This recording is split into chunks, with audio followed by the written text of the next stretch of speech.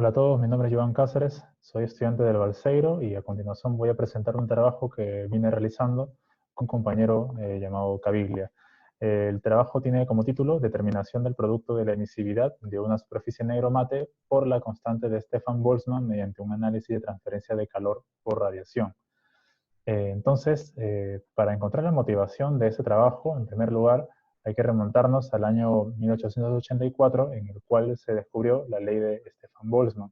Esta ley menciona de que el flujo de calor irradiado por una superficie a una determinada unidad de área es proporcional a la temperatura a la cuarta a la cual está esta superficie. Y esta constante de proporcionalidad va a ser igual a la constante que se llama precisamente la constante de Stefan Boltzmann. Bueno, esto es para un cuerpo negro, que es una idealización, pero para un cuerpo real, eso está multiplicado por una constante, que es la que está acá, este bar epsilon, que representa la emisividad, que es un parámetro que indica qué tanto emite este cuerpo en comparación a un cuerpo negro. Entonces, el objetivo es justamente obtener este producto de la emisividad por la constante de Stefan Boltzmann. Entonces, para poder entender el trabajo que se realizó, es importante tener ciertas consideraciones previas y en primer lugar es recordar cuáles son los modos de transferencia de calor que se encuentran en la naturaleza, ¿no? Y bueno, esos son tres principalmente. El primero es por conducción, que está regida por la ley de Fourier, que es la que está aquí, y es un fenómeno que se produce por el contacto entre dos materiales. Eh, el segundo fenómeno es el de convección, que principalmente es generado en fluidos, y por último la radiación, que está regida por la ley de Stefan Boltzmann, como ya lo había mencionado previamente. Entonces, nuestra pregunta sería, ¿no? La pregunta siguiente sería, ¿a qué cosa vamos a medir exactamente? ¿De qué superficie vamos a medir, ¿no? Esta constante por su emisividad de esta superficie. Y bueno, entonces la respuesta es a estos cilindros. Son unos cilindros concéntricos, son tres cilindros, el cilindro C1 hasta el cilindro C3, los cuales tienen unos sensores térmicos de platino 100, en el cual me puede permitir calcular la temperatura a la cual están estos cilindros. Adicionalmente, dentro de los cilindros hay una lámpara que contiene unos filamentos de tungsteno que tiene una potencia que uno la puede calcular a partir de con una fuente de corriente, determinando cuánta corriente pasa y cuál es el voltaje en el cual está, al cual, digamos, disipa esta potencia. Entonces, esto de acá está contenido en una cámara que permite mantener el sistema cerrado del entorno. Entonces, para hacer el cálculo de este producto, se va a hacer mediante un análisis mejor dicho, ante un balance energético. Entonces, los factores que están involucrados en este balance energético son, en primer lugar, la potencia del filamento.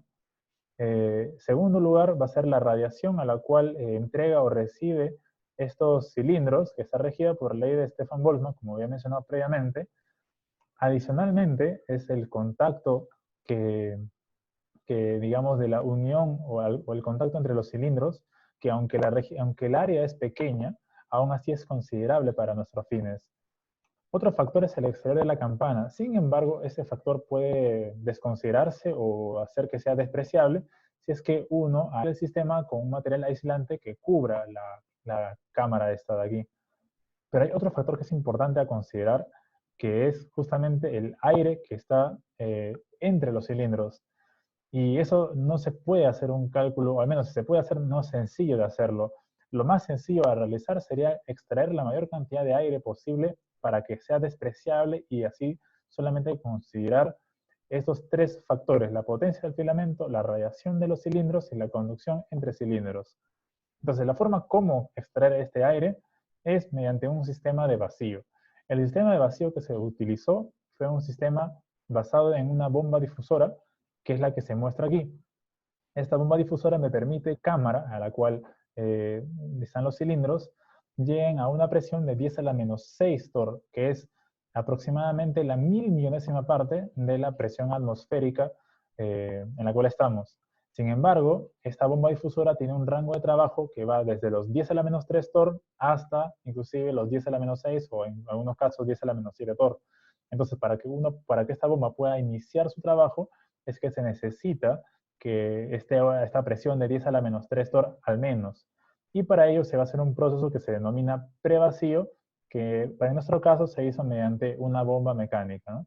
Con esta bomba mecánica y activando esta llave puedo permitir que se haga un vacío inicial a la bomba difusora, con el cual luego puedo recién activarla para que extraiga el aire a esta cámara en que están los cilindros. Luego, para hacer el balance energético, se cuenta con dos ecuaciones, tanto para el cilindro más interior como para el cilindro que es el más, mejor dicho, el cilindro intermedio. Entonces, estas ecuaciones lo que nos representan es lo siguiente. Por ejemplo, para el cilindro interior, el calor neto que recibe digamos, el calor neto en el cilindro interior va a ser igual a la potencia que recibe el filamento menos el calor que entrega al cilindro 2 por radiación o por conducción. En el caso del segundo cilindro, el calor neto va a ser igual al calor que recibe del primer cilindro, tanto por radiación como por conducción, y el calor que entrega el tercer cilindro, tanto por radiación o conducción igual.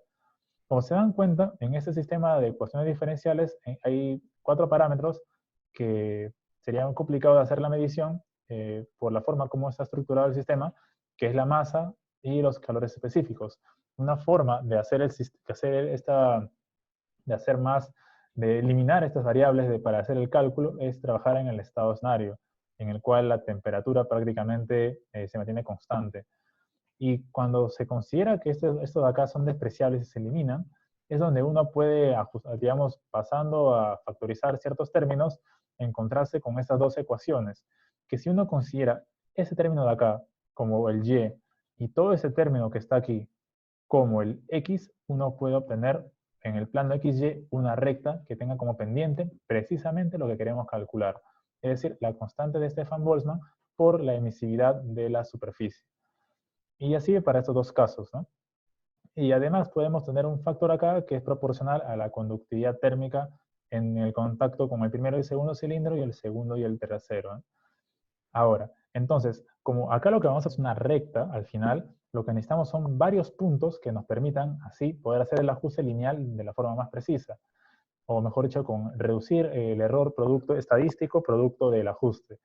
Y para ello es que se van a realizar una gran cantidad de puntos, los cuales la cantidad de puntos me la va a estar determinada por la cantidad de potencias a las cuales se va a hacer la medición. Entonces, con mediciones que hemos realizado desde casi 3 watts hasta inclusive 21.6 watts, es que hemos obtenido las gráficas que están aquí, ¿no? En la temperatura versus tiempo. Como se pueden dar cuenta, dado que las escalas son las mismas para las 4 potencias, que son un ejemplo de todas las que se hicieron, a mayor potencia, la temperatura estacionaria para los 3 cilindros va a ir aumentando, ¿no? En este caso, luego va aumentando así sucesivamente.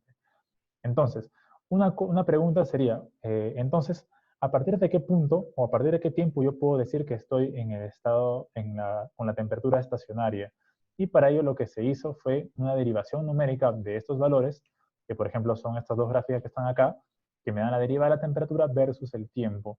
Y se usó como criterio el que si la variación de temperatura con respecto al tiempo es menor a 10 a la menos 4 Kelvin por segundo, se va a considerar que a partir de ese tiempo en el cual cumpla esa condición, hasta que culmine la medición, la temperatura va a ser la temperatura en el estado estacionario y se va a reportar, o mejor dicho, se va a hacer los cálculos con el promedio ponderado de las temperaturas desde ese tiempo hacia adelante. Entonces, con estos datos se realizaron justamente estos puntos que había mencionado y se hizo el ajuste lineal, que es la recta que está, el segmento que está de color rojo, y a partir de eso se pudo obtener como pendiente justamente estos valores que están aquí. Algo que es importante a considerar de esta medición, o mejor dicho, de estos resultados, es de que no son consistentes entre sí, dado que no se solapan entre ellas al considerar las incertidumbres involucradas, que por cierto, son producto del ajuste lineal porque los demás errores involucrados son despreciables comparado con el que me genera el propio ajuste. Luego, por conclusión, como le mencionaba, si uno considera de que la emisividad de la pintura a la cual está cubierta estos cilindros es cercano a 1, por la pintura mate, uno podría decir que si es aproximadamente 0,9 a 1, debería acercarse al constante de Stefan Boltzmann, que según NIST es 5.67 por 10 a la menos 8. Sin embargo, se da cuenta ahí uno que lo que más se aproxima a este valor es la emisividad es el producto del cilindro que es intermedio. Entonces, una de las posibles causas, y sería una recomendación para futuras experiencias, sería analizar las diferencias entre estos valores, mejor dicho, la causa de estas diferencias, y una de las posibles consideraciones sea de que el recubrimiento de la pintura en el cilindro más interior esté desgastada por el continuo uso que se han hecho en previas experiencias. Entonces sería una cosa que uno podría verificar o en todo caso hacer un nuevo, pintar nuevamente esos cilindros o trabajar con cilindros nuevos o con un recubrimiento nuevo, mejor dicho, para ver si eso reduce esta inconsistencia. Y segundo, es que es posible que existan ciertos contactos entre la lámpara y el cilindro interior que no se han considerado, ¿no? O sea, que existe una conducción entre el cilindro interior y la bombilla, ¿no? Y bueno, eso sería todo. Eso es, digamos, el experimento que se ha venido realizando. Y bueno, eso sería todo. Muchas gracias.